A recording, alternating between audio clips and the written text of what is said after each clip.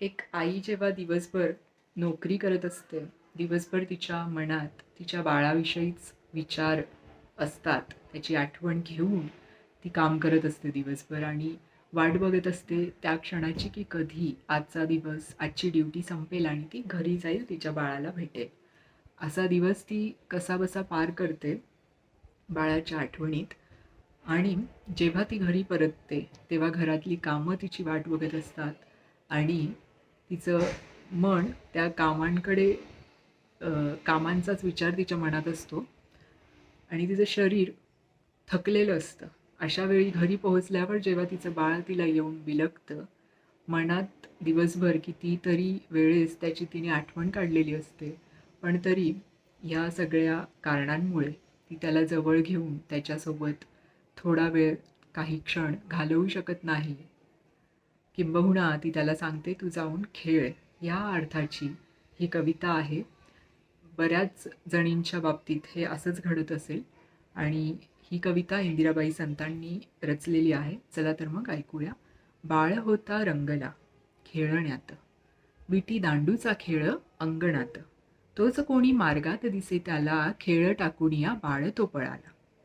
मूर्ती कोणाती श्रांत शिक्षिकेची, चवड होती हातातही वह्यांची, बालहृदयांचा करुणिया विकास, थकून परते ती आपुल्या घरास.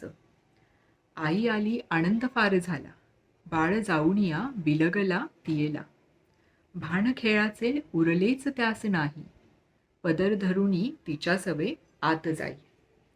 बोलू लागे लाडक्या गोड गोष्टी, मिठी घालून कमरेस ती मूर्त छोटी, क्षीण हसुनी ती करीत दूर त्याला, क्षीण हसुनी ती करीत दूर त्याला, दूर होरेचा कसा खेळण्याला, भार हातातील दिला फेकुनिया आणि लोटी मंचकी श्रांत काया. बाळ गेला रंगून खेळण्यात, विटी दांडूचा खेळ अंगणात. बघा ते बालमन कसं असतं. आई थकून आली आहे, आई त्याला सांगते की तू जा खेळायला आणि ती स्वतः तिच्या पलंगावरती थोडा वेळ पडते की थोड्या वेळाने उठून पुन्हा कामास लागूया म्हणून. आणि तो बाळही लगेच त्याचं मन रमवून घेतो खेळण्यामध्ये आणि पुन्हा एकदा विट्टी दांडूच्या खेळात अंगणामध्ये तो रममाण होऊन जातो. ही कविता कशी वाटली? इंदिराबाई संतांनी तिचं त्या प्रसंगाचं वर्णन इतकं छान केलं आहे. त्या भावना त्या प्रसंगातनं खूप मस्तपणे मांडलेल्या आहेत की ते त्या प्रसंगाचं चित्र आपल्या डोळ्यासमोर उभं राहतं आणि तुमच्या आमच्यात ज्या कोणी आया आहेत त्यांच्या मनात ते तसेच काहीसे प्रसंग आठवल्याशिवाय नक्कीच राहणार नाहीत. तर ही कविता कशी वाटली हे कमेंट बॉक्समध्ये कमेंट करून नक्की कळवा. अशाच नवनवीन आणि काहीशा जुन्या जुन्याही कविता ऐकण्यासाठी चॅनल सबस्क्राईब करा. Stay tuned and good bye.